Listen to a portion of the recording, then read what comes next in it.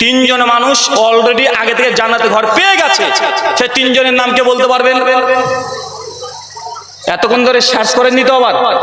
আপনি বলতে পারবেন? ওঠেন। কি গুগল করেছেন? Chat GPT? বলতে পারবেন তো? কোথায় শুনেছেন? কথা আসছে না।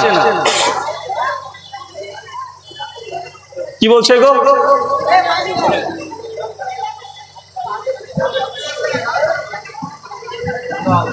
বসেন, এদিক থেকে বলতে পারবেন? তিনজন ব্যক্তি জান্নাতে ঘর পাবে। অত পিছনে হলে তো আওয়াজই আসবে না রে ভাই। এই কাছাকাছি সামনে যারা, আপনি বলবেন? ওঠেন। আরে ভাই ওঠেন রে, সমস্যা কি? এক আসিয়া, দুই বেলাল বিন রাবা, মাশাআল্লাহ, তিন এই পাঁচ থেকে খোঁজাখুঁজি করিয়েন না, আবার ট্রাই করতে দেন।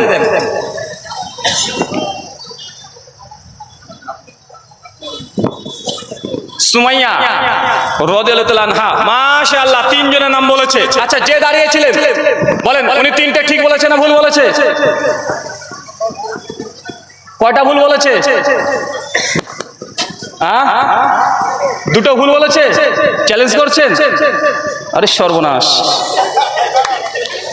দেখেছেন? আপনাকে চ্যালেঞ্জ করেছে, দুটো আপনি ভুল বলেছেন। আচ্ছা, এই দিক থেকে,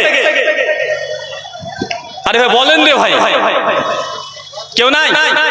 আচ্ছা, এদিক থেকে যদি বলতে পারেন তিনটের জন্য 300 টাকা দেবো, কে বলবে? আপনি কি মিডিয়ার লোক নাকি? আপনি? উনি মিডিয়ার? মিডিয়া হবে না, মিডিয়া বাতিল। কি আপনি? কে বলে দেন নিতে পাশ থেকে 300 টাকার ব্যাপার? আর যদি ভুল বলেন? আচ্ছা, আমাকে দেবেন না, মাদ্রাসাতে দেবেন ইনশাআল্লাহ? দেবেন তো? আর যদি ঠিক হয় 300 টাকা পাবেন। চলে আসেন, সামনে চলে আসেন। বলেন এক আসিয়া, দুই উমর বিন খাত্তাব, মাশাআল্লাহ, তিন খাদিজাতুল কুবরা, মাশাআল্লাহ। আচ্ছা, ওই যে ঠিক বলেছে না ভুল? ঠিক বলে দিয়েছে? শেষেরটা ঠিক আছে? আচ্ছা, কেউ চ্যালেঞ্জ করবেন? আপনি চ্যালেঞ্জ করবেন? এই সামনে আসেন। উনি তিনটে বলেছে, কয়টা ভুল বলেছে? এক আসিয়া, বেলাল বিন রাবা, সিদ্দিক আকবর, আবু বকর রাদিয়াল্লাহু আনহু, মাশাআল্লাহ। উনি তিনজনের নাম বলেছেন, ইনি তিনজনের নাম বলেছেন। আচ্ছা, আপনি নিশ্চিত উনি ভুল বলেছেন? নিশ্চিত? মাশাআল্লাহ। আপনি? আচ্ছা, দুজনকে চ্যালেঞ্জ করছে। টাকা তো না লাগারই কথা নাকি? উত্তর আমি দেব? দুজনের মধ্যে একজন ঠিক বলেছে। বলেন তো কে ঠিক বলেছে? জুব্বা পাঞ্জাবি পরা না জামা পরা? যারা জামা পরার পক্ষে তারা হাত তোলেন। আচ্ছা, যারা পাঞ্জাবি পরার পক্ষে তারা হাত তোলেন। আর বাকিগুলো কি? নির্দল, মানে আমরা কোনো জায়গায় ভোট দিই না। মাশাআল্লাহ, উনি ঠিক বলেছেন। বসেন। জামা পরা ভাই যিনি বলেছেন, ইনি ঠিক কথা বলেছেন। তিনজন ব্যক্তিকে জান্নাতে আগে থেকে ঘর দেওয়া হয়েছে। চলে আসেন, এদিকে চলে আসেন। লাগবে হাদিয়া নিতে হবে। আলোচনা শেষ হবে, দেখা করবেন, ঠিক আছে? শুকরান, জাযাকাল্লাহ। এই ভাই 300 টাকা পেল। ও, এই ব্যাপার, মাশাআল্লাহ। তারপরে ওনার মনে আছে, এই জন্য উনি হকদার, আলহামদুলিল্লাহ। আচ্ছা, কয়জন বললাম বলেন তো? 3 জন। এক আসিয়া, 2 খাদিজাতুল কুবরা, 3 ওমর ইবনুল খাত্তাব। 3 জন নাম মনে থাকবে তো ইনশাআল্লাহ? মনে থাকবে? কারণ আপনাকে যদি এতক্ষণ চাপ না দিতাম, আমি যদি বক্তব্য দিয়ে নামগুলো বলে স্টেজ থেকে নেমে যেতাম, আপনাদের কারো মনে থাকতো না। এই যে প্রেশার ক্রিয়েট করলাম, বারবার ব্রেনে আপনারা চাপ দিলেন, ইনশাআল্লাহ মরা পর্যন্ত মনে থাকবে 3 জনের নাম, আজ জিন্দেগিতে ভুলবেন না। চলেন 3 জনের ব্যাপারে সংক্ষিপ্তভাবে কিছু জেনে আসি। প্রথম বিবি আসিয়া, মুসনাদে আবি ইয়ালা, হাদিস নাম্বার 2865। আল্লাহর নবী তিনি বলছেন যে বিবি আসিয়া, বলেন তো আসিয়ার স্বামীর নাম কি? ফেরাউন। নামটা খুব দারুণ না? মানে নামের মধ্যে একটা গাম্ভীর্য ভাব আছে। ফেরাউন, দারুণ নাম একটা। আচ্ছা, এই নামের কোনো মানুষ পৃথিবীতে দেখেছেন আপনি? কেন রে ভাই এত সুন্দর নাম? এই নাম কাউকে দেখেননি কেন? ফেরাউন এত বড় শয়তানের অলি যে নিজেকে কি দাবি করেছিল? রব দাবি করেছিল। তিনি নিজেকে আল্লাহ দাবি করেছিলেন। আর তার স্ত্রী আসিয়া, তার ব্যাপারে মুসনাদে আবি ইয়ালাতে সহিহ সনদে হাদিস আসছে যে যখন তিনি ঈমান নিয়ে আসলেন, মুসা নবীর কালেমা পড়ে নিলেন, ইসলাম যখন অ্যাকসেপ্ট করে নিলেন, সেই সময়তে ফেরাউন যখন জানতে পেরেছিল তার স্ত্রী ইসলাম গ্রহণ করেছে, সঙ্গে সঙ্গে তার স্ত্রীকে জেলখানায় বন্দি রেখে প্রতিদিন সকালবেলায় আর সন্ধ্যাবেলায় 100-200 করে বেত্রাঘাত দিয়ে আসিয়াকে নির্যাতন করা হতো। কত কথা বলেন? 100 কত? 200 করে বেত্রাঘাত। আর বিবি আসিয়া প্রতিদিন আল্লাহর কাছে দোয়া করতেন, আল্লাহ এই দুনিয়াতে ফিরাউনের রাজপ্রাসাদের দরকার নেই, তার এই অট্টালিকার আমার কোনো প্রয়োজন নেই। আল্লাহ তার বদৌলতে, তার বিনিময়ে তুই জান্নাতে আমাকে এক টুকরা জান্নাতে ঘর দিও। আর পবিত্র কোরআন 1500 বছর আগে এসে তার এই দোয়াকে আল্লাহ সেদিন কবুল করেছেন। সূরা তাহরিমের 11 নম্বর আয়াতে আল্লাহ জানিয়ে দিয়েছেন যে আসিয়াকে জান্নাতে আগে থেকে ঘর দেওয়া হয়েছে। আসিয়া যখন মৃত্যুর সঙ্গে ছিলেন, সেই সময় জান্নাতে কোন ঘর পাবে তার চোখের সামনে একবার তুলে ধরা হয়েছিল। কত বড় সৌভাগ্যবান দেখেছেন যে জান্নাতে যাওয়ার আগেই, মৃত্যুর আগেই জান্নাতে কোন ঘর পাবে এটাকে দেখানো হয়েছে। বলেন তো আসিয়া কি এমন আমল করেছে? ঈমান নিয়ে এসেছে।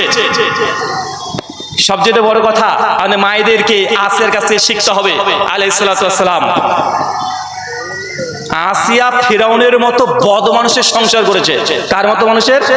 ফিরাউনের মতো বদ মানুষের। কিন্তু তার জীবনী পড়ে দেখেন, আপনি খুঁজে পাবেন না যে আসিয়া কখনো ফিরাউনের চরিত্র নিয়ে অভিযোগ করেছে, বা তার সংসারে কোনো অশান্তি হয়েছে, বা তার উপরে কোনো অভিযোগ দিয়েছে জাস্ট শুধু ঈমানের কারণেই তার সঙ্গে দ্বন্দ্ব হয়েছে। কিন্তু কোনোদিন বলেনি যে আপনি আমার সঙ্গে এই করলেন, এই করলেন না।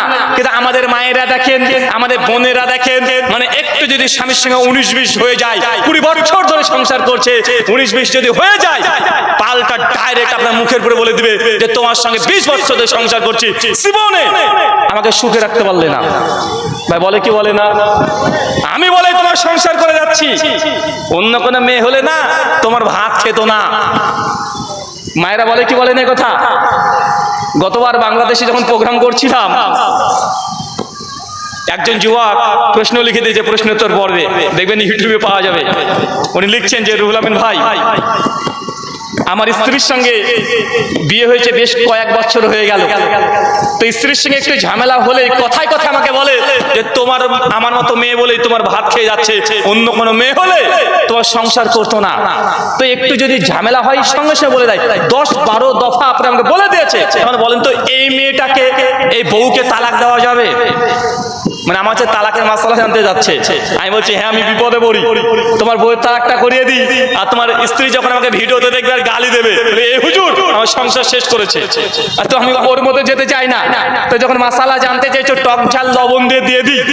যদি কখনো আপনার স্ত্রী এই কথা বলে যে আমি বলেই তোমার সংসার করে যাচ্ছি, অন্য কোনো মেয়ে হলে করতো না, স্ত্রীর কানে কানে গিয়ে একবার বলবেন যে আর একটা চান্স নিয়ে দেখি, দাও, অনুমতি দাও। তুমি যেহেতু আমাকে এই কথা বলছো অন্য কোনো মেয়ে হলে সংসার করতে পারবে না, তো একটা চান্স আমাকে দেওয়ার, একটা দ্বিতীয় একটা করে আসি, তোমাকে তালাক দেবো না, তুমি পাশের ঘরে থাকবে। কারণ তোমাকে বাপের বাড়ি যদি চলে যাও তালাক দিয়ে, তুমি তো আর দেখতে পাবে না সংসার করছি না মারামারি করছি, তো একটা চান্স দিয়ে দেখো। এই কথাই একবার বলে দিবেন, জিন্দেগিতে মেয়েরা কোন স্ত্রী স্বামীকার এই অভিযোগ করবে না যে আমি বলে সংসার করে গেলাম। এরকম সকলেরই ডায়লগ আছে না? নাই কথা বলেন। বিবি আসিয়া ফিরাউনের মতো স্বামীর সঙ্গে সংসার করছে। মায়েরা, আপনার স্বামী কত বড় জালেম, কত বড় বিচার করে, ফেরাউনের চাইতেও খারাপ মনে হয়? আপনার স্বামীকে ফেরাউনের চাইতেও খারাপ? আমার তো মনে হয় না যে না, যে ফেরাউনের চাইতে আপনার স্বামী খারাপ না, তারপর আপনি এত নাশুকরি হয়ে যান, কথাই কথাই আপনি স্বামীর সঙ্গে দ্বন্দ্ব ঝামেলা করছেন। এটা আপনাদের জাহান্নাম যাওয়ার জন্য সবচাইতে কয়েকটা কারণের মধ্যে অন্যতম কারণ, যে মেয়েরা জাহান্নাম যাওয়ার প্রথম কারণ যদি হয়ে থাকে স্বামীর শুকরিয়া আদায় না করা। কি না করা কথা বলেন? আমি জানি আপনিও কম না, যারা পুরুষ আছে তারা যে খুব ধোয়া তুলসী পাতা এমনটা না। আপনি আপনার স্ত্রী ছাড়া 2-3টে গার্লফ্রেন্ড এখনো পুষছেন, মানে আপনার বউ আছে, বউ বাদ দিয়ে আরো 2-3টে এখনো গার্লফ্রেন্ড আছে। ভাই এমন পুরুষ আছে না নাই? যদি আপনার স্ত্রী আপনাকে ফোন করে যে কেমন আছেন, কোথায় আছেন, আপনি দ্রুত ফোনটাকে ধরে দ্রুত যত পারেন স্ত্রীর সঙ্গে কথা বলে শেষ করতে চান, আছে না নাই কথা বলেন? মানে বউয়ের সঙ্গে 2 মিনিটের বেশি কথা আপনার হয় না, কিন্তু কোনো মেয়ে যদি রং নাম্বার থেকে ফোন করে দেয় 2 ঘন্টা পার করে দেবেন, কোনো সমস্যা নাই, আছে না নাই কথা বলেন? এটা হচ্ছে আমাদের পুরুষদের সমস্যা, যে আমরা নিজেদের স্ত্রীদের কাছে প্রেমিক হতে পারিনি। স্ত্রীর কাছে প্রেমিক হতে পেরেছেন? আচ্ছা, কে বউকে মাসে অন্তত হলেও একবার আই লাভ ইউ বলেছেন? একজন হাত তোলেন তো। নতুন বিয়ে করেছে এমন না, মানে মোটামুটি 2-4 বছর হয়ে গেছে, মানে স্ত্রীকে আই লাভ ইউ বলেছেন কেউ আছেন এখানে? আপনি হাত তুলছেন না পা তুলছেন?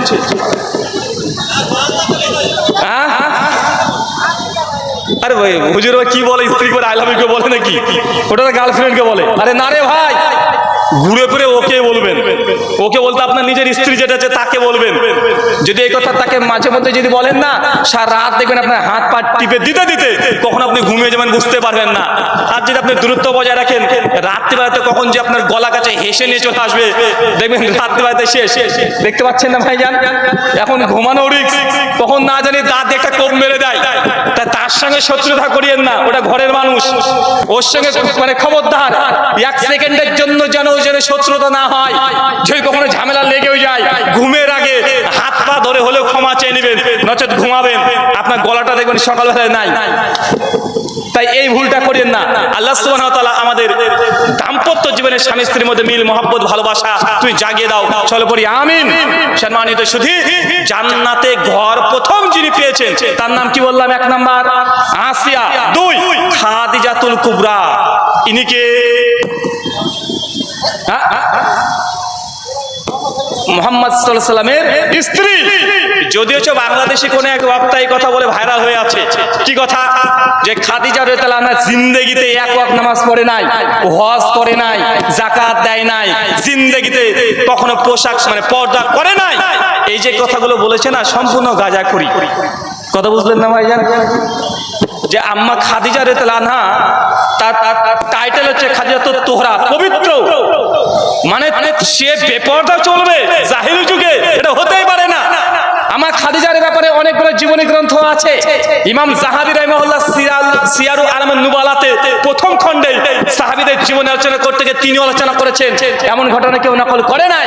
খাদিজা রাদিয়াল্লাহু আনহার ব্যাপারে সহিহ বুখারী 3240 নম্বর হাদিস আসছে যে আল্লাহর নবী বলছেন, একদিন আমি ঘরের মধ্যে বসে আছি, হঠাৎ দেখি ফেরেশতা জিবরিল ঘরের মধ্যে প্রবেশ করেছেন। এসে তখন বলছেন, ইয়া রাসূলুল্লাহ, ওই দেখেন আপনার স্ত্রী খাদিজা আসছে, হাতে খাবারের পাত্র। যান খাদিজাকে বলেন আল্লাহ আসমান থেকে খাদিজাকে সালাম পাঠিয়েছে। কে সালাম পাঠিয়েছে? কে সালাম পাঠিয়েছে? আল্লাহ। কাকে পাঠিয়েছে? আমার খাদিজাকে সালাম পাঠিয়েছে। এরপর ফেরেশতা জিবরিল বলছে, যান আপনার স্ত্রীকে জানিয়ে দেন খাদিজার জন্য আল্লাহ জান্নাতে এমন একটা ঘর তৈরি করে রেখেছে, এত হিরে মুক্ত দিয়ে তৈরি, যার ভেতর থেকে বাইরে দেখা যায় আর বাইরে থেকে ভেতর দেখা যায়, এত চকচকে ঘর তৈরি করে রেখেছে, যার আপনার স্ত্রীকে জানিয়ে দেন। তার মানে আমরা দ্বিতীয় আরেকজনের নাম পেলাম, তার নাম খাদিজাতুল কুবরা। তাকে আল্লাহ জান্নাতে আগে থেকে ঘর দিয়ে দিয়েছে। 3 ওমর ইবনুল খাত্তাব। কি নাম বললাম? ইসলামের দ্বিতীয় খলিফা। আল্লাহ নবী চাইলে তার মেয়ের কথা বলতে পারতেন কি পারতেন না? কাফেররা, অবিশ্বাসীরা নবীর প্রতি তারা অভিযোগ করে, কিন্তু আল্লাহ নবী যদি এমন যদি মিথ্যা দাবি করতেন নবুয়তের, তো নিজের মেয়েকে প্রথম তিনি জান্নাতে ঘর দিতেন কি দিতেন না? কথা বলেন, দিতে দেন নাই। বা তার সন্তানদের কথা বলতেন, বলে নাই।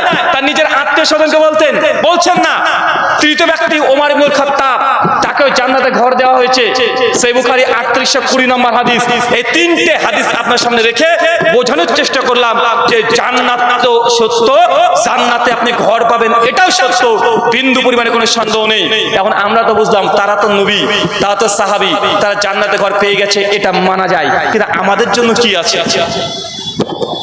বা আমাদের জান্নাতে ঘর দরকার আছে না নাই? কে কে জান্নাতে ঘর চান একটু হাত তোলেন। এই কয়জন? আপনাদের ঘর দরকার নেই? আল্লাহ তুমি কবুল করো, আমিন। জান্নাতে ঘর আপনিও পেতে পারেন।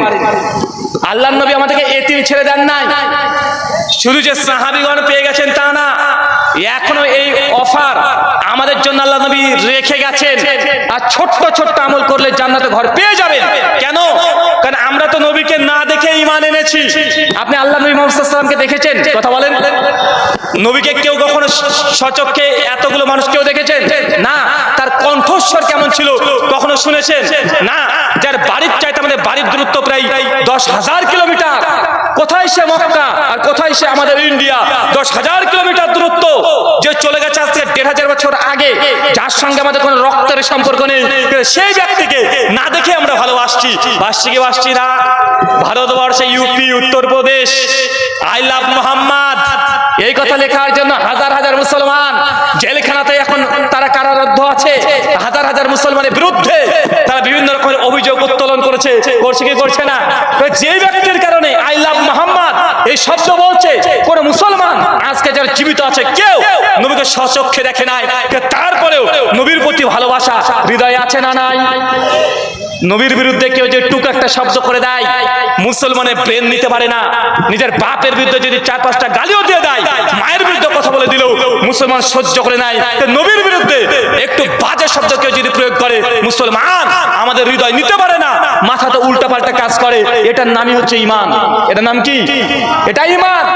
আপনি যে ঈমানদার, আপনার ভিতরে ঈমান যে কাজ করছে, এখনো মরিচা ধরে নাই।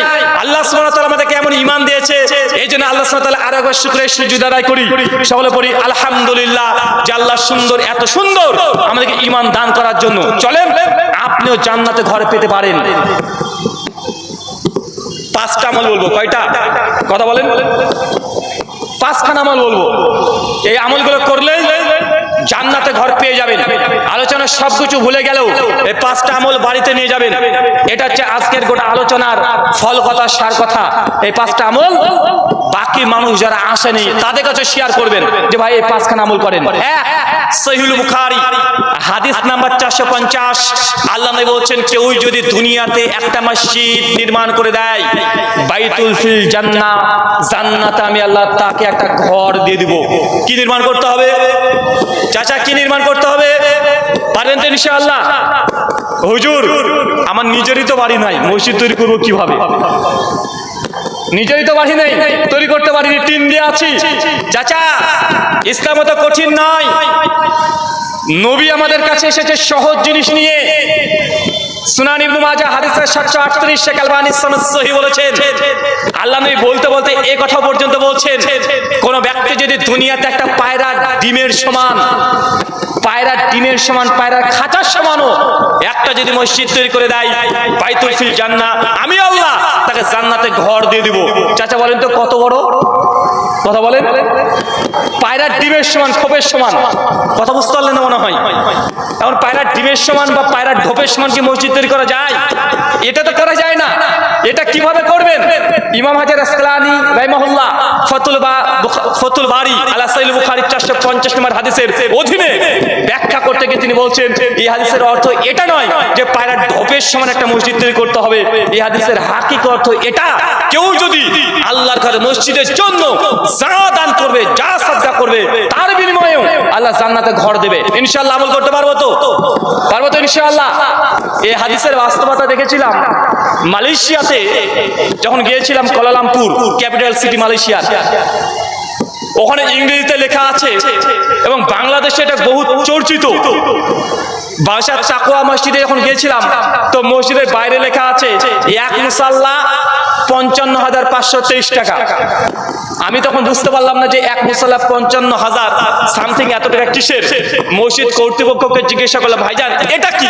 উনি তখন বলছেন আমাদের এখানে মসজিদ নির্মাণ হবে, তো মসজিদ আমাদের যা বাজেট, অনেক বিশাল বাজেট, একক মানুষ দ্বারা তৈরি করা সম্ভব নয়, তাই আমরা মুসাল্লা হিসাবে মানুষের কাছে সহযোগিতা চাচ্ছি। কিভাবে?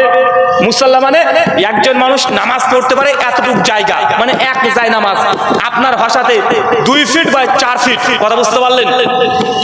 আপনাদের এলাকাতে ইঞ্জিনিয়ার আছে, রাজমিস্ত্রি আছে, রাজমিস্ত্রির কাছে চলে যাবেন, ভাইজান একটা মসজিদ তো তৈরি করার ক্ষমতা আমার নাই, তবে একটা মসজিদ তৈরি হচ্ছে, এই মসজিদ 2 ফিট বাই 4 ফিট তৈরি করতে কত টাকা খরচ পড়বে, একটা ইঞ্জিনিয়ার বা রাজমিস্ত্রি বলতে পারবে কি পারবে না?